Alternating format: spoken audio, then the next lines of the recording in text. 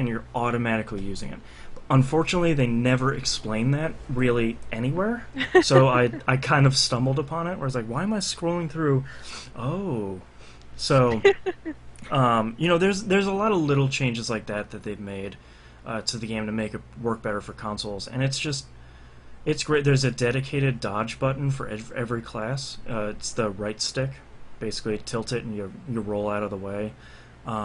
It's really great. I think it's a perfectly great version of Diablo 3, especially if you're one of those people that are like, rabble, rabble, auction house, rah, rah, rah. This doesn't have any of that stuff. It has, online through XBLA and PSN and couch co-op, and it's the whole game, so you kind of can't go wrong. So, 2 thumbs up. I like it.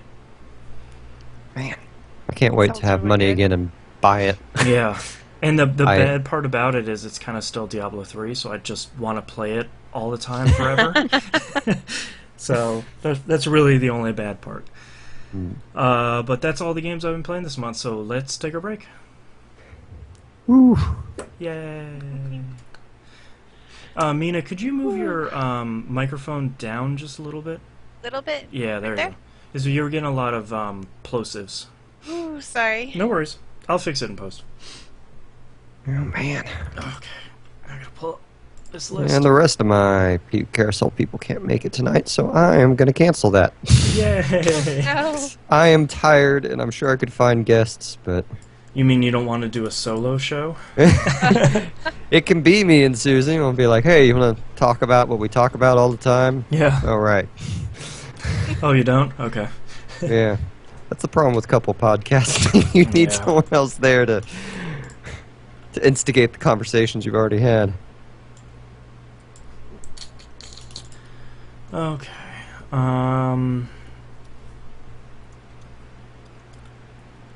Mina, do you have any additional news stories in here that you can think of?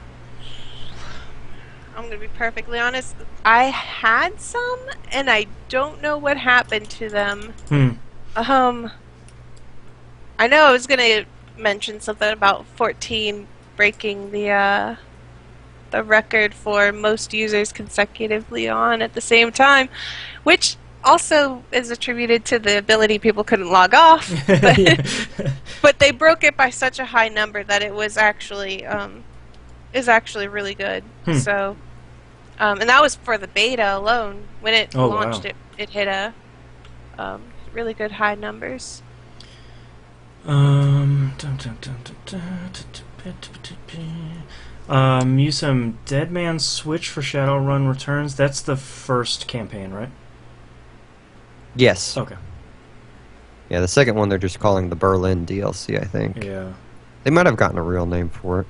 I think I keep seeing them calling it Berlin. Because that's where your characters travel to, right? Yeah, It's in that's where you're Germany. gonna go. Oh man, okay, I'm gonna go get some more coffee real quick, and I'll be back. Okay. I Now should probably do the same thing. I gotta buy Diablo 3. No! Alright, I'll be right back. Alright. Hello, people!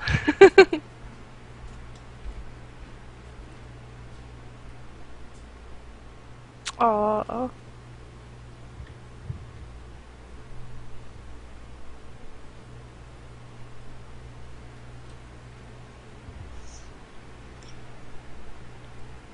Sorry about my cold.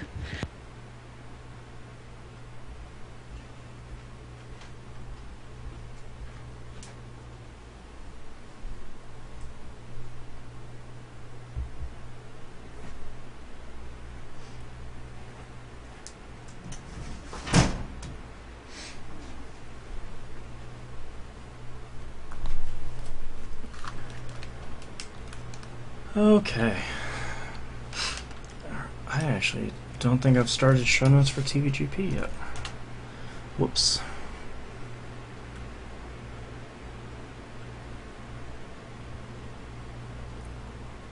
No, I haven't.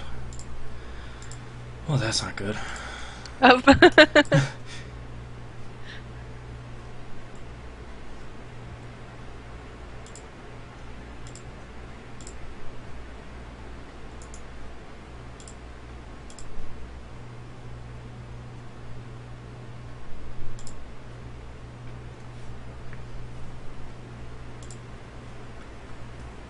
Yeah, I was thinking about going back to playing Persona 4 Golden the other day.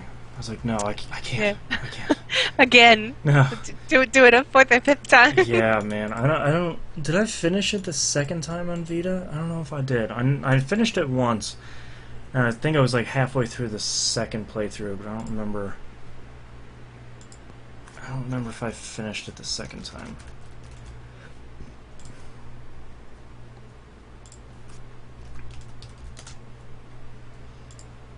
I mean, there's always that desire to get that crazy, stupid Risei trophy, the one where you hear all of her lines, but it's probably not a good idea. Yeah, I still haven't gotten that. Yeah, I'm missing something. yeah. I think when I went through, I think someone had said typically when people miss them, it's some of the characters you get in the second half of the game getting them poisoned. Because she'll have a line for like, "Oh no, Mm. Teddy's poisoned." It's like, what? Okay. Yeah, I also played Persona 4, but have you guys heard my sob story? No. Uh-oh. What happened? My last work trip, I was playing dive kick on my PS Vita on the plane. Mm-hmm. I stuck it in my bag, stuck the bag under the chair. When we got to the rental car, it was gone. Whoa. What? Really? Yeah. Wow. So, my my white PS Vita in my Persona 4 collector's case with Oh. Persona 4 and my 32 gig card in it, No. completely gone. Crap. No one found anything. So, Did you at least have your save in the cloud? Are you a PS Plus member? yes. Okay. So I don't know if my PS4 save is in the cloud. I can't seem to see it for my PS3. Yeah. I do know I have an old memory card that should at least have my completed save on it. Oh, okay. So fingers crossed that still exists. But Man, what a bummer. yeah, Jerks. it's Terrible killed- people. there's about 2 or 3 weeks of this last month that I just did not play hardly any games because of that. Yeah, So- I don't blame you. Yeah, Man. it's like losing $500 Yeah. because that Pretty Persona literally. 4 collector's edition goes for like 120 now. Jeez. So. Man. I don't know. I'll hopefully get another one this holiday, but Yeah. uh, Well, they're Man. cheaper now. That's a bonus. they are. Part of me almost wants to get the new version, wait it out and get that, but Oh, the 2000. yeah. But I heard Yeah. the screen on it wasn't going to be as good, which So they changed it from an OLED to an LED screen, and I don't know if you read the blog Tiny Cartridge. I'm not familiar with it now. They're one of my they're one of my favorite blogs because they focus on just mobile handheld gaming. So it's basically the 3DS and the Vita. They don't really do any phone stuff. And they took a picture of the 1000 sitting on top of the 2000, and the screen looks pretty much the same. Which is, of course, Sony said that, but now that we've actually seen some screenshots, that Okay. it looks legitimately pretty much the same. I don't know. The other thing that scares me about the new version is like the old one feels so good in my hands. Yeah. Like, I mean, I got cramps from playing Mortal Kombat on it. Yeah. Well, the nice thing too is they changed the select and start buttons, so they're not those like little tiny chiclets anymore. Oh yeah, those Yeah. were bad. Yeah. I For, forgot. for those of you watching the stream, you're gonna see a black screen here for a second. I gotta set Skype back up, Oh, okay. and we're back. There's this weird XSplit. The new version of XSplit has this weird delay for Skype, it seems. So. And now we're back. Yay! Yeah. Yeah, I'm actually thinking I'll get one of the new Vitas, or a Vita with my Christmas bonus, assuming I get one, and I'm just going to buy Persona 4 digitally. Oh yeah. Because I'm, like, You always have a copy of it then. yeah, and physical cartridges on the Vita is just a pain in the They're butt. so It really tiny. is. They're tiny, it's a pain in the butt to get in, it's a pain in the butt to get out. I never know which way to put it in. It's just Yeah. terribly Yeah. confusing. First world problems. But that Vita TV sounds sweet. I wish they'd announce it for everywhere else. Yeah, They're saying that it might not come to Europe or the U.S. That seems like a mistake. With the excitement going on right now for it, Yeah. they've like Sony's showed an aptitude for listening to people this past year. Yeah. Hopefully, they are still listening. Yeah. I would like one of those, at the very least, because it's kind of cool technology. And it's like it's a crappy house, but it's a big house, and I have 2 TVs, and if I could like have the PS4 in one room and a Vita TV in the other, and Susie went to sleep, so I'm just gonna go play on the other system and stream my game over there. Oh, I hadn't even thought about that with remote play. Oh, Yeah. man. Yeah. Oh, that's such a good idea. My mind is blown. Because I thought it was cool enough where it's like, yeah, just put your Vita games on the big screen. The Vita looks great. Persona 4 Golden really big. That would look great. But man, Yeah. that is smart. It'll take the place of your Roku or whatever, because it'll do Amazon Video and Netflix. I like or at least it. I assume Vita does Amazon Video. I don't remember if it does. But Probably. I mean, all of those things are on everything, so yeah. probably. Alrighty, let's keep this clipping along here. You guys ready to do the second/last segment here? Yep. Okay. Let's get started in 3, 2, 1. Let's talk about RPG releases for September 2013. Kingdom Hearts 1.5 Remix for PS3 is out now. Came out on the 10th. I got the limited edition, or like the first day, whatever. That's a really snazzy looking package. Comes in this cool little booklet and has sort of see-through parchment paper pagey things. Pretty snazzy. I like it. The Elder Scrolls Anthology, which I think we talked about last month, comes out for PC on the 10th, so it's out now. Yay! That is $70 and contains all 5 Elder Scrolls games and all the DLC. And physical maps. And physical maps for, Yes. I think there's 5 of them, so one for each game. Yeah, I don't know if they Something ever like made a physical map for Arena. It's exciting. Yeah, I like it. They must have. I think my copy just didn't come with one. Yeah. And Etrian Odyssey Untold, The Millennium Girl, coming out for 3DS on the 1st of October. This is kind of interesting because they're redoing Etrian Odyssey 1 and putting in a story mode. They just announced recently that they are keeping in this kind of standard, nobody's talking to you, just go into the dungeon mode. It's not called that, but, It's a long name for a mode there. be a little long on the main screen. But so you can kind of get the standard Etrian Odyssey 1 experience without all the people chatting to you. So, but that's all that's coming out. We have way more news stories than we do have RPGs, so let's dive right in there. First one here, got a bunch of Shadowrun news that's happened over the last month or so. The Berlin DLC has been expanded to be a similar size to Dead Man's Switch, which is the first campaign that came packaged with Shadowrun Returns proper. Tentatively pushed it back to January. Sounds like to kind of polish it and make it the size they wanted it to be. Yeah, and Dead Man's Switch is like a 12-hour campaign, so Yeah. that's a really good size for a DLC. Yeah. They're also looking at the possibility of saving anywhere. They do note that it might not be possible due to the extent of work required, but they are looking into it. So that seems fair. Yeah. Yeah. If they say like, hey, we really tried, but we can't. It's just too much work. I could respect that. And honestly, like, the issues really only come into play when, like, because there's really only about 3 or 4 really long missions where you'll lose an hour progress. Mhm. So, like, they could just incorporate it into their level design, not to make an area take more than 20 minutes to, do, or less than 5-10 minutes to repeat, Yeah, totally. Yeah.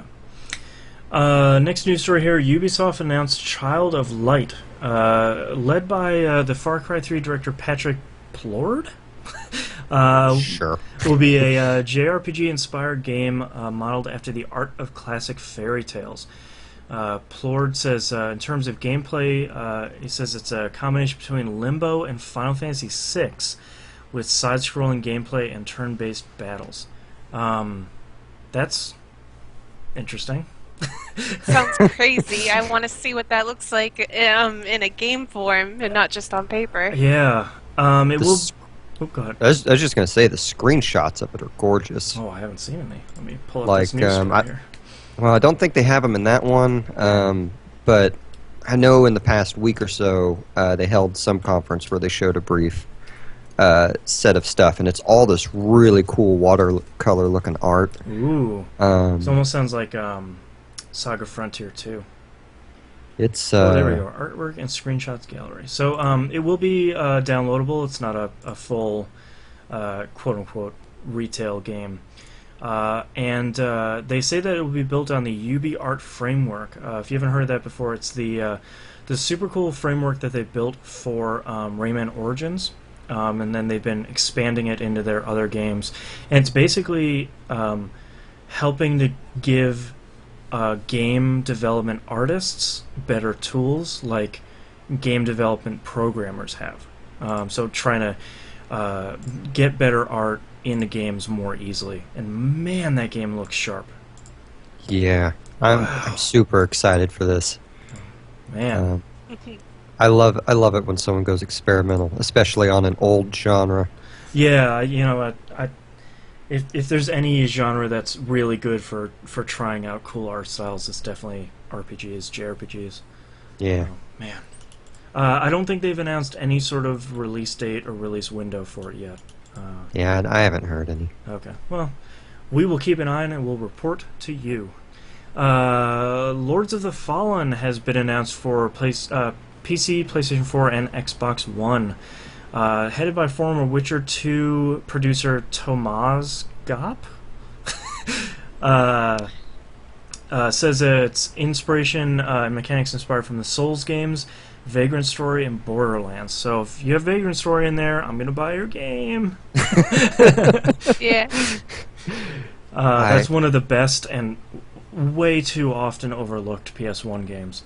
I really wish they would remake that game with like just some modern updates, or even if they just remade it and made it work faster. I really wish they would remake it and try the art style of the backgrounds, that kind of cool painterly, the sort of stuff that they're doing with what was that one, Child of Light, and then yeah. just add some really cool British voice acting, and that's all you need. That'd be great. The game includes class-based supernatural skills tied to weapons and armor. So that sounds kind of neat. I don't really know too much about that. Too much else about that, I mean. I don't know that they've said much else about it. Yeah. I think there might be a video now, but I haven't seen it. Next news story here. There's been a lot of news about Dragon Age 3, now Dragon Age Inquisition, coming out. A bunch of trailers, a bunch of good news coming out of EA, saying, you know, we know you guys didn't really like a lot of Dragon Age 2, so we're gonna fix the majority of the problems with it. So that's good to hear. Even though I liked Dragon Age 2, one of 5 people that did. I was about to say, are you scared now that they're going to take everything you liked out of it? Well, you know, I think I liked Dragon Age 2 in that it was really simple and straightforward, and I kind of liked the world. The stuff that everyone hates, yeah, I'm not crazy about either, like the same 3 dungeons repeating for 40 hours, but, you know, there were things to like in that game, and even though it wasn't like Dragon Age 1, which I know a lot of people feel very strongly about that first game, so I don't know. We'll see. I think they're continuing Morrigan's story, so at the very least the story will continue, so fingers crossed. Elder Scrolls Online will have a monthly fee. Really want to report on this because it's kind of the exception now. A lot of MMOs are launching free-to-play or transitioning free-to-play. And I've been surprised at how many people have said that they're bowing out of this game because it has a monthly fee. That seems surprising to me. Yeah. It seems like a lot of the stuff I've read about it seems like it does innovative things, but I don't play MMOs, so I can only curtail my opinion from things I read online, you know? Mm-hmm. Right. When it comes to paying for an MMO, there just you have to see proof that the game is going to take that money and put it towards something. Yeah.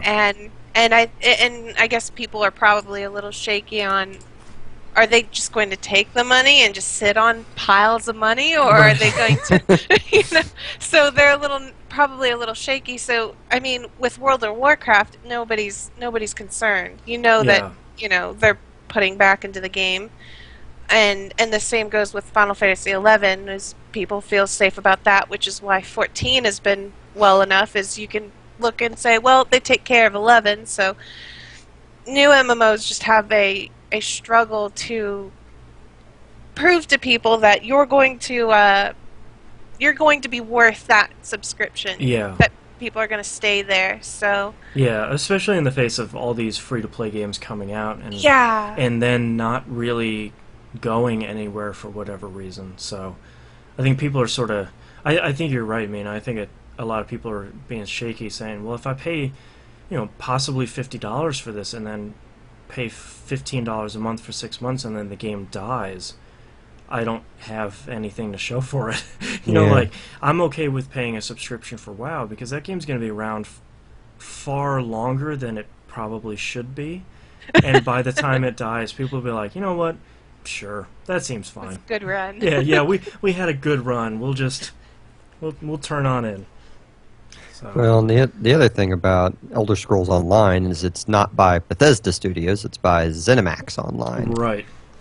And I know they brought a couple people over from the Elder Scrolls teams, and I know there have been the main artist behind the Elder Scrolls died, and they've certainly had people quit and get hired, but it still makes me a little scared that would be sourced out. Yeah, and I think that's fair. I mean, it's an unproven team with an unproven genre for them. I don't think I don't think ZeniMax has an MMO out. Yeah, well, and I guess in contrast, like, it's not like Bethesda Studios has ever done MMO, so it's not like they'd have that tech sitting around to do an MMO. Right. So I guess to a degree it is logical that they'd go out, but I'm just afraid of them screwing up the lore, which I don't know why. It's not like I'm super attached to the lore.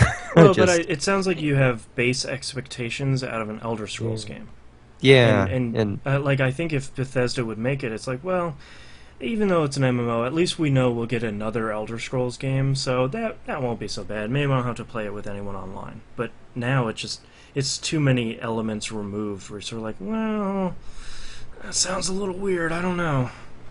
So, I guess... Oh no! Musum! We lost Musum. No! Let me try getting him here again. He says he's busy. Oh, this show. It's fine. I lost my recording for about 3 seconds, but I managed to pick it up immediately, so... Oh, okay. You'll have like 3 seconds of lost audio. Oh, that's fine. Okay, I'm back. Sorry about that. Welcome back. No worries. Let me just write down a timestamp here. Okay.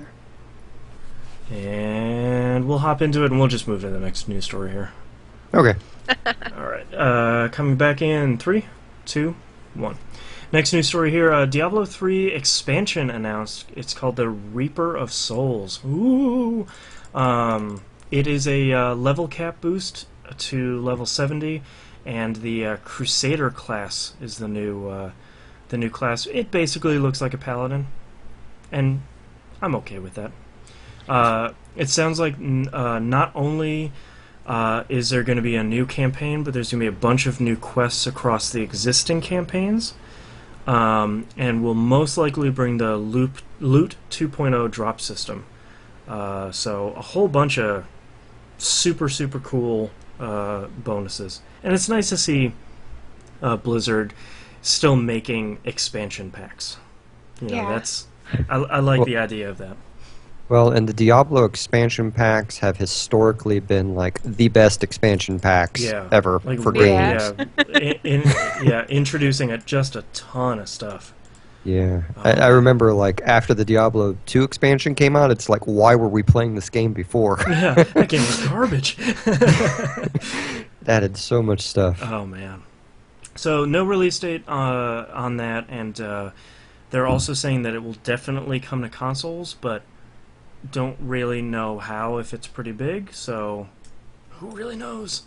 But speaking of another expansion, XCOM Enemy Within was announced. Basically, it's a revamp of the original campaign. Seems to be no real new, post-campaign stuff added on. But it's centered around integrating alien technology into your troops' bodies. So, kind of taking those whatever the aliens have, and then kind of grafting it onto your soldiers and giving them superpowers. There's a new resource called Meld that you can use to augment your soldiers.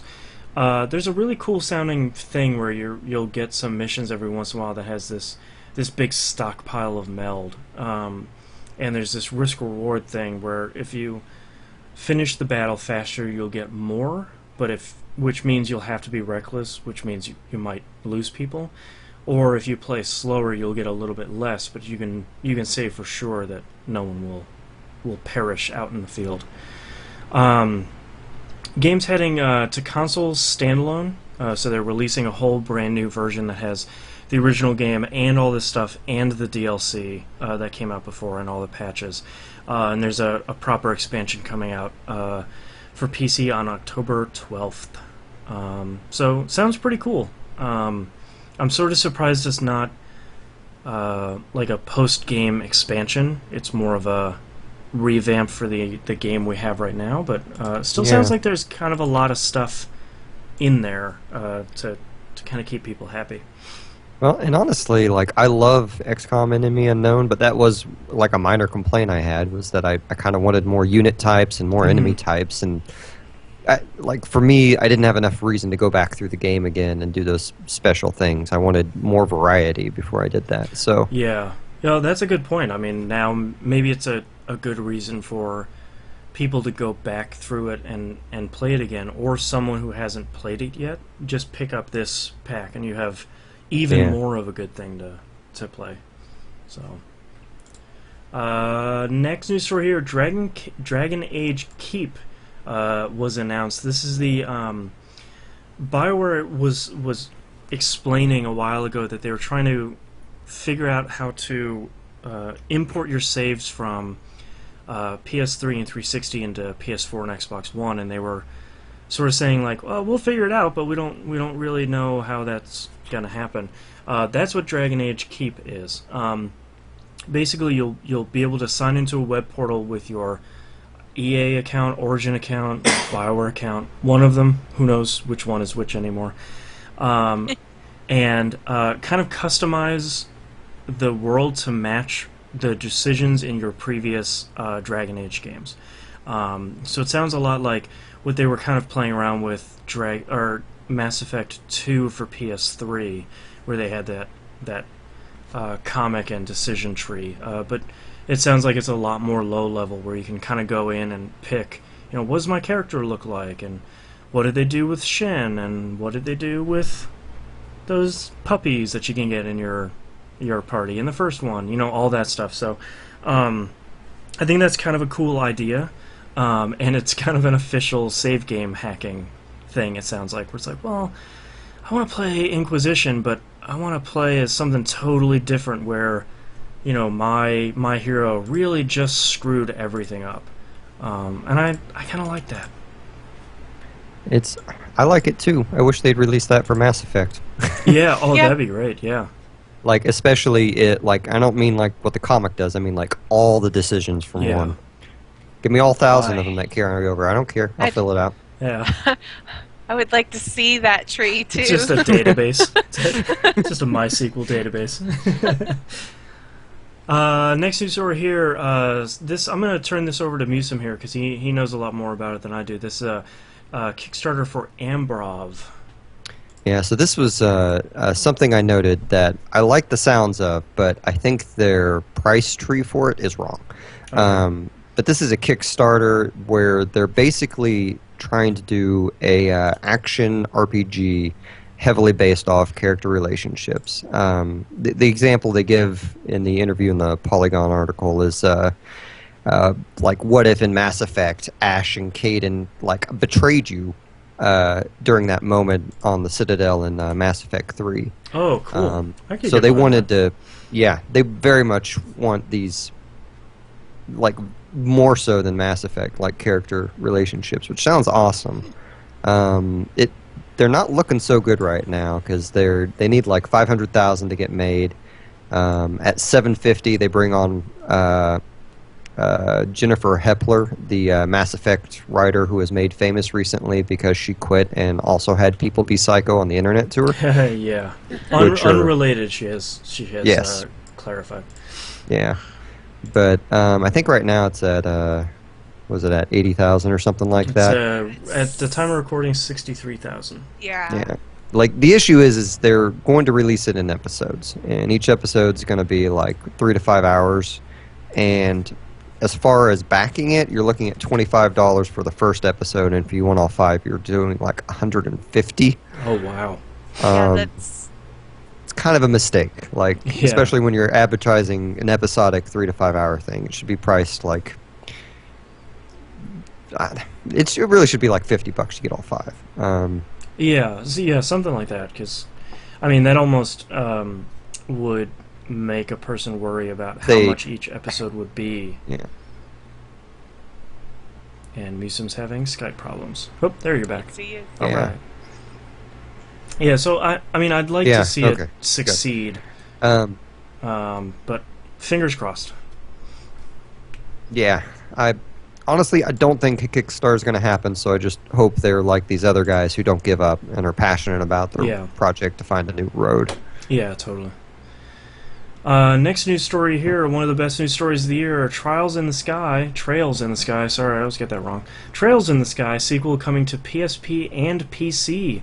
Xseed has announced that Trails in the Sky, SC, which stands for Second Chapter, will finally be coming to North America on the PSP and PC. They'll also be releasing the first game to PC via Steam, which is super great. I really need to go back and play through that game. The beginning of that game is really hard to get through, but I hear that those games are absolutely amazing. So, I need to Well, hopefully they release digital versions, because who wants to carry a PSP around with them? I think now when Xseed just released that Sweet Fuse game, that dating sim for PSP, and that thing's digital only as well. So I think Okay. when they're coming out with PSP stuff, they're expecting you to play it on your Vita at this point. It'll also work on PSP, but Okay, cool. You know, Yeah, because like this, JRPGs especially, I just love handheld games for them. Yeah. It's just way easier to grind while I'm watching a TV show and playing Yeah. that. Yeah, I totally. love that it's coming to Steam, though. I love that Japanese games yeah, are going to PC. yeah, especially JRPGs. So Yeah. super cool. And it was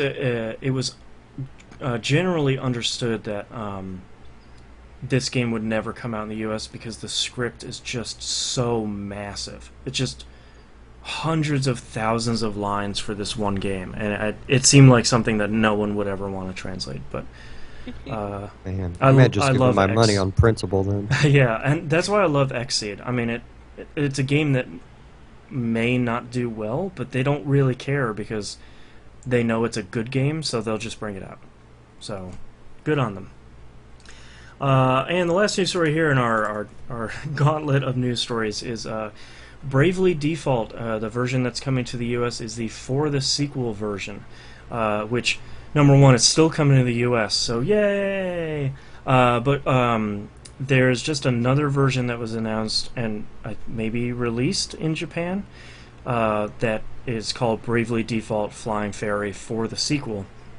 Yeah. I love the title of this it's game. just it's something else. But they made a bunch of improvements in the game. Auto battle options, more story events, more save slots, the ability to speed up battles, if not make it automatic, and an option to change the encounter rate.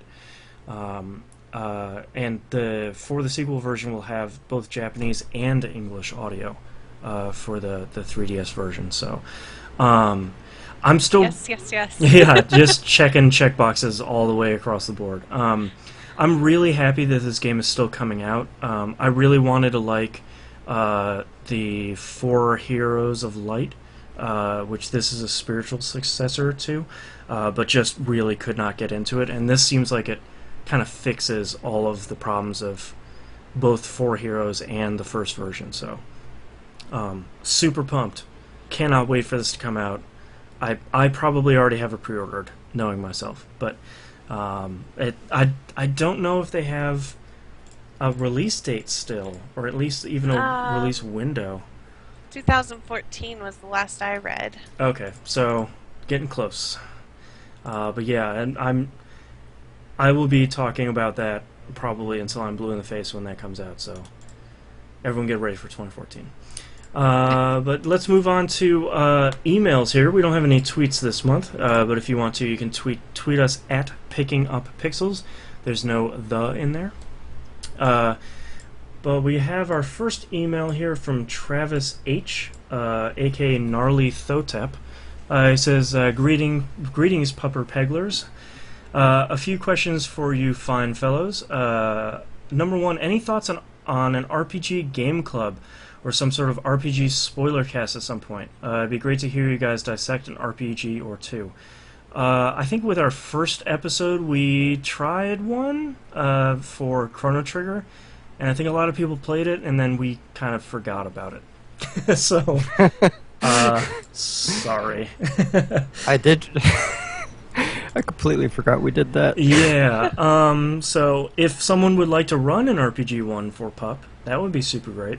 Play an RPG a month or every 2 months, depending on how big it is. I would have one request to pick an RPG that we could finish the story campaign in about 40 hours or less. Yeah, because otherwise, yeah, no way. Question number 2. I've recently been playing Wild Arms 1 again on Vita, and I forgot how much I loved that opening animation. I love that Into the Wilderness whistling. That's one of the top, JRPG intros there. That's all the Wild Arms games have wonderful AMVs at the beginning. Yeah, it's great. Super, super good. What are some of your favorite previous gen openings? Some of my other favorites are Final Fantasy VI and all of its Mode 7 glory, and the incredible Xenogears opening, which Xenogears is probably one of my favorites for just being, what is this game? Also, space? What? Final Fantasy VI is another good one with the Magitech walking across the field while the town is coming up in the background. What are some of your guys' ones?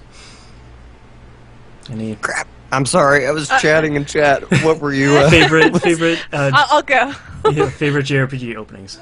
Okay. I don't think it's the opening. I think it's just the cinematic that plays when you turn on the game. Chrono Cross. I really like that beginning, the music, the way it starts. It's so good. It is so good. The book opens and then it just starts off with this real slow and then it swells up and goes really fast and ends in this great crescendo. I am pumped the moment I turn that game on, and I sit there and I watch the whole thing and I'm waiting for the screen to get to the continue. Yeah. Oh, man. Actually, Chrono Trigger has a really good one that they cut out of the DS one, because when they started cutting it out when they had that animated opening, which is fine, but I actually really like the kind of attract mode version of the Super NES Chrono Trigger one, where it has they're sweeping through Zeal and they're sweeping through a lot of the backgrounds in the game, and I always really, really liked that. It was simple and not something you saw in a lot of JRPGs at that time. I think mine's probably, I don't know. Mine's predictable. Whatever. Shimigami Tensei Nocturne. Oh yeah. Has this freaking awesome song. Of course, the American version is the Maniacs edition. Yeah. And I think that's the same version Europe got. I don't think they got the original one either. But Yeah. just has this awesome freaking song going. Like, it makes the game look very actiony instead of turn-based RPG. But, Yeah. it gets me excited every time I see it. And then I get into the game and I'm like, right, this is a lot of work. Right, it is pretty slow. I feel like we sort of have to say Final Fantasy VII. I mean, it's just so important in RPGs in North America that, Yeah. you know. God, man, most of these games, like a lot of the Final Fantasies have really good ones. Final Fantasy IX Oh, has this wonderful intermittent, super depressing music, and like they make the game look way more depressing than I think it really is. Yeah, it's like one of the most lighthearted Final Fantasy games. Man. I'm trying to think of any other ones that are really good. I'm sort of drawing a blank here. Are we, Running 109 in the chat says the opera scene in FF6. Yeah. I was kind of lowering my scope to just like, before the game starts, the little preview it gives you. Yeah, but I'll take it. Anytime we can talk about that scene. Actually, the original Persona 4 intro. Oh, The man. PS2 one. That song, the colors, the animation, all of that. I like the one from Golden, but the original one from the PS2 version is just... It's just so indicative of that game. Yeah. Well, the golden one's, it's hokey, you know. It's supposed to be fun and Yeah, it's goofy. supposed to be like overly poppy. And the other one is serious, you know. Yeah. It's not jokingly celebrating the game. It's... Not as serious as Persona 3's opening, though. I don't It's like, remember is this- Persona 3. Is she gonna shoot herself in the head? I don't... Oh, What's happening? yeah. Why are there coffins? Why is he riding a train? I'm so confused. Can he not tell everyone's frozen because he has his headphones in and he just isn't Yeah, looking? Can I buy Is he those messed headphones? up? Oh, man. And he has a third question here. What are some of the best RPG minigames? He says, I was really partial to the Iron Chef in Suikoden 2 and Tin Pin from The World Ends With You, which Tin Pin is great. Not enough people played World Ends With You anyway, but man. I forgot about that game. Yeah. I guess we can start off by saying almost every card game in Final Fantasy games Yep. ever is... Especially 8. Eight's better. Yeah. They're all so addicting. Yeah. I think I may have played the card game in 8 more than I played the actual game. That was me Yeah. at 9, yeah. I actually, for a while, I subscribed to the Tetramaster version that came with Final Fantasy 11. It was only like a buck or two to subscribe to just that. And I did it, and it was awesome. Yeah. It really shouldn't count as a side game because it's really just you clicking on things, but like crafting stuff in Skyrim, for some reason, is complete crack to me, even though it takes no intelligence Yeah, whatsoever. you're just kind of combining stuff, but... Really, I shouldn't give it the courtesy of calling it a game. I'm trying to think of other ones here. Real quick, Tony mentioned the God Eater Burst intro. That intro is freaking awesome. That intro is And the good. song that goes with it is pretty awesome, too. Yeah. But, man, mini games. I remember one of the first PlayStation 2 games, Ephemeral Fantasia. Oh, yeah. The guitar playing mini game in that was I don't know how many games have done it prior, but that was the first time I ever played a game that actually had like the notes scrolling across the screen and actually, and that was hard. I still can't do it. I mean, I can do Rock Band, but I can't do that. Oh, So man. I used to spend all the time in that game, and there was no point to play those songs. You didn't get anything out of it. It's just a little grade at the end. It would just be like, A, you did really good. Yeah. B, you kind of suck. Renning 109 in chat brings up a good point. He says, I don't know if it qualifies as a minigame, but I played a lot of blackjack at Great Guys Casino and Mario RPG. That was a good one, and that reminds me, I played a lot of... there was the one minigame in Ni no Kuni, the one where you have like 5 cards and you're betting against the other person's hands You have like crowns and kings and I don't remember whatever it was called. I played a lot of that. It's Been too long. Yeah. That game I has don't been staring remember at me that. lately too. Yeah. Did you ever finish it, Musum? No, Oh, you that's should. why it's been staring at me. Yeah, the ending's pretty good. I was It- pleasantly surprised. It's right next to my TV. I don't remember why I set it down. The middle of that game can drag a little bit. I was doing fine. I have no idea what happened. Yeah. I want to go back before the year ends because I want to have a solid opinion on that game before I decide on a top 10. You know. Any other ones we can think of? I think that's kind of the highlights. Yeah, I can't. Yeah. All right. Well, we'll move on to the next email here, and we'll keep thinking about it. Next one is from Richmond C. He says, "Greetings to the PUP duo, now trio. I found your podcast by doing a vain description search on Instacast for the term Virtue's Last Reward one evening. I was pleasantly surprised. Yay! I love VLR. I was pleasantly surprised that you were an RPG podcast. I happen to be searching for one. I've been going through the backlog. I enjoy the banter and the bargain bin suggestions. Thank you very much for listening. Unfortunately, the bargain bin dries up after a while. Yeah. Because we can't. But this month, Shining Force for iOS is only $1. Well, and again, like Shining Force is in everything ever. Yeah. All those Sega collections you probably already own, Yeah. it's in there. Your new toaster, probably playing it too. Exactly. He says, I'm curious how you guys manage your game saves. Do you like overwriting just one save until the end, or do you save on a separate file if you think an important series of events is about to happen, such as FMV cutscenes, etc.? Or do you perhaps have a more efficient method? Cheers. I'm kind of the second one, where I did this a lot in SMT4, where I had my sort of main save while I was out in the main map. But then if I was going into a dungeon, I would save another separate one for when I'm in the dungeon. That way if I get all the way to the end and I can't beat the boss for some reason, I can always go back to where I was previously, and then I wouldn't be like, well, now I can't finish this game 35 hours in. Great. Yeah. Yeah, I pretty much usually keep about 2 saves per game. Sometimes more if it appears that the game is super glitchy. But generally, I save when I know I'm going to hit a story transition and get locked out of a section. Yeah. Very cognizant of when the next boss is. So I have a save right before that boss in case I miss something. Right. Then I'll go back. Yeah. Persona 3 kind of taught me to keep multiple saves. Yeah.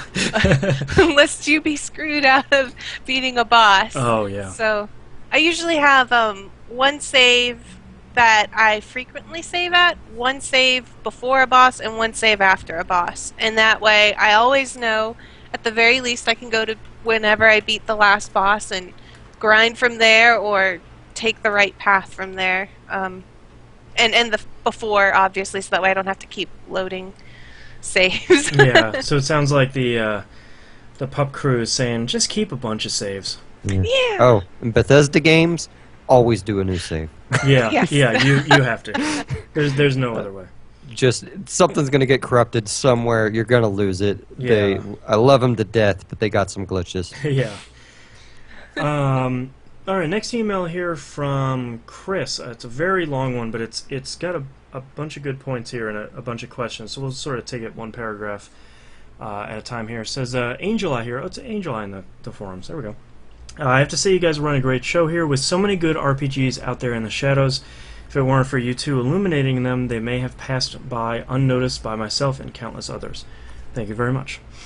I've been disconnected from RPGs in general for a while, except the Elder Scrolls Fallout and Mass Effect series, but that is changing. Boston, I have to thank you for talking about Final Fantasy V. I bought both 5 and 8 a few days ago, and I'm having a blast with 5. Really brings me back to my childhood with Pokemon and a Game Boy Color, which, those were the days. I'm not new to Final Fantasy, but I've only played 7 and 8, though I never beat either. Final Fantasy V is just fun, which I don't come by much anymore with all the serious, dramatic games out there that I love so much. So it's nice to have a game that's just that is pure fun. The job system is really what sold me in the game when you were talking about it. I wish other RPGs had class systems like this instead of forcing you into one or another. Are there any other games that take this approach to classes that you could recommend? Wow. Um, He asked the right guy. Yeah, you asked. So, you probably the game that's been most influenced by this is Final Fantasy Tactics, the first one. Final Fantasy Tactics Advance and A2 are fine, but probably not exactly what you're looking for. They're probably a little too restrictive. But man, Final Fantasy Tactics, if you love this job system, it's basically the same one in a strategy RPG, so go get that one. God, what else is... If he really loves job systems and just wants for fun and not for serious story, Final Fantasy X-2 and 13-2, Yeah. they should only be for fun and for their the gameplay and not for the actual story. Yeah, I was Don't go there for the story. I was trying to think of another Final Fantasy game that had that same job system, and 10-2 has pretty much the exact same job system, and as a bonus has a very campy story like Final Fantasy V's.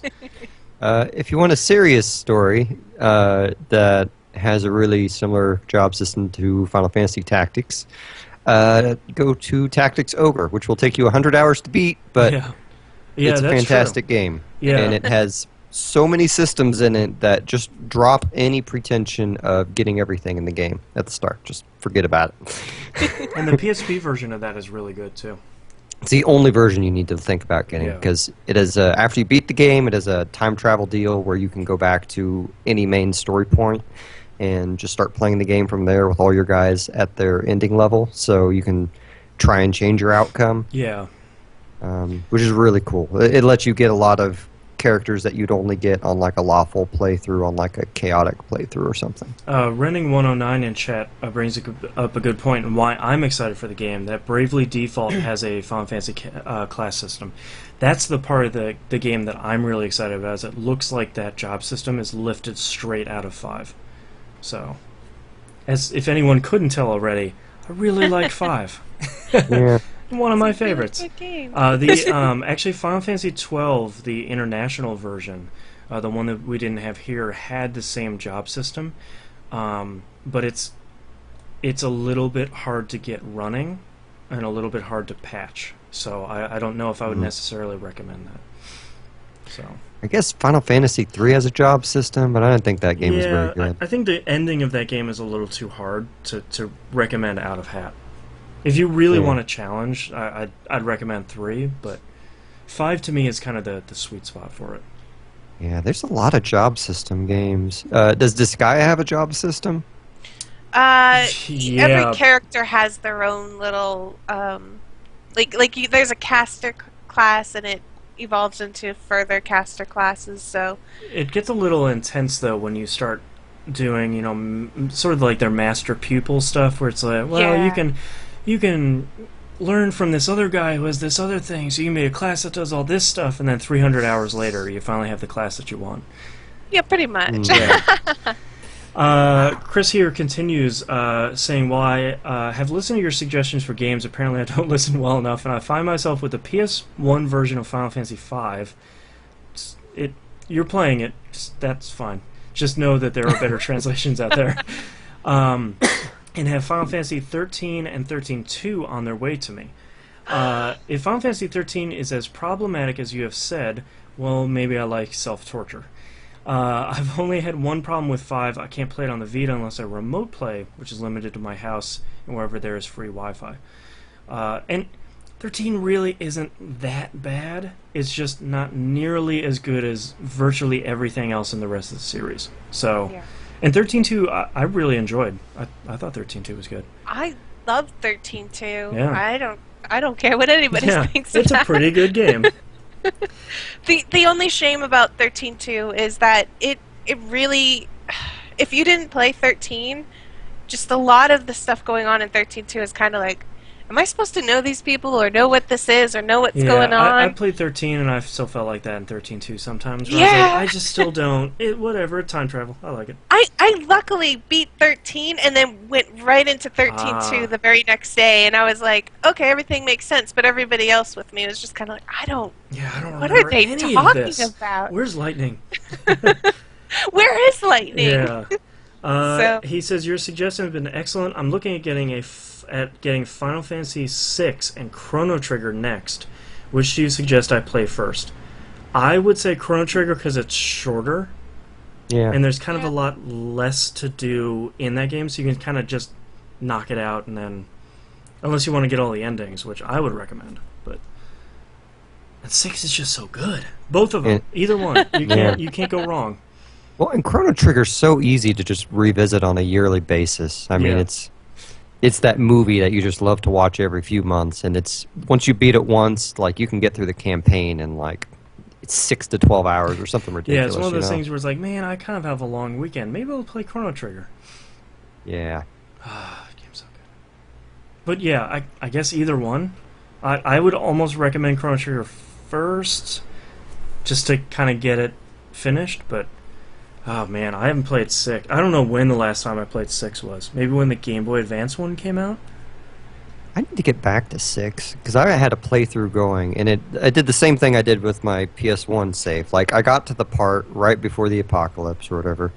I guess that's a spoiler, sorry. I think it's old enough, it's fine. Yeah.